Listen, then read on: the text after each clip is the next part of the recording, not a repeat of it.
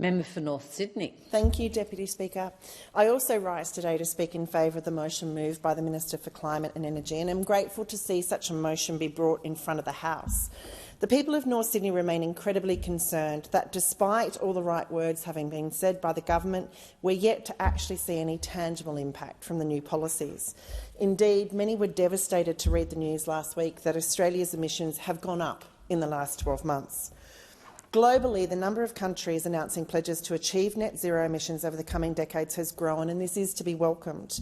The question of how to transition to a net zero energy system by 2050 while ensuring stable and affordable energy supplies, providing universal energy access and enabling robust economic growth is one that every country and economy making such a commitment must face.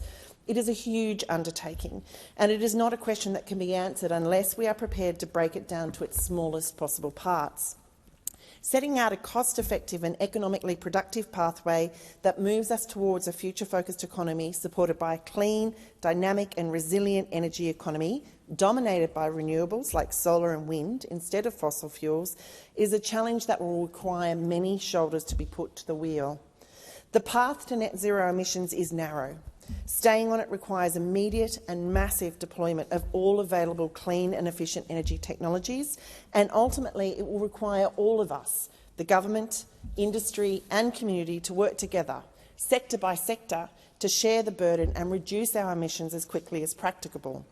In that context, today's motion is a welcome development. However, I observe that the motion doesn't specifically direct the Climate Change Authority to overlay a holistic approach to emissions reduction. What I'm seeing in my urban electorate is that the nexus between electricity and energy, transport and the built environment is critical in optimising emissions reductions pathways. The efficient electrification of buildings and transport will add loads to the electricity system, not just as the transmission level but also at the urban distribution networks, the poles and the wires between high-voltage substations and individual buildings. And distributed energy resources, from rooftop solar and batteries to hot water systems, air conditioners and EVs, all have a role to play in optimising the transition to zero emissions energy. As we struggle to balance a reduced reliance on fossil fuels, stretching the limits of current renewables technology and understanding new market dynamics for the various inputs, it is also incumbent on each of us to consider how we will conserve energy, to ensure the processes we currently rely on during the transition phase are as efficient as possible, and for the government to continue to support energy-efficient initiatives at the community level. Things like making buildings thermally energy efficient through sensible insulation, glazing, windows treatments and draft stopping is a critical first step, as is turning up the lights in high-rise buildings when no one is in them. That and the efficiency dividend of electrified appliances and vehicles can significantly reduce our primary energy needs. Demand management means we have less renewables to build out in the first place. Using smart, orchestrated, distributed energy resources means we can optimise the use of power when it's being overproduced and reduce the use of power when there's a shortage in the renewable generation, and that will massively reduce the need for grid-level storage.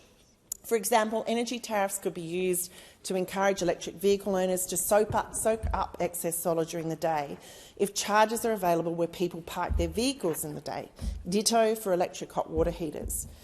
We need to ensure that the distribution network providers and electricity retailers are incentivised to optimise the use of these distributed resources, because that will minimise the need for expensive upgrades to the distribution networks in our cities and towns. While a sectorial pathway can more readily allow for a critical, detailed analysis of the peculiar challenges facing each sector, to allow us to understand synergies and tensions in pathways, where our quicker wins might be had, where investment in R&D and infrastructure is best allocated, and what the potential is for each sector to provide its own circular economy solutions, it is also essential that the Climate Change Authority be directed to avoid looking at the sectorial pathways as silos, and to overlay thinking about how the various sectors holistically can unlock new opportunities to reduce the costs and complexity and accelerate our emissions reduction. Thank you.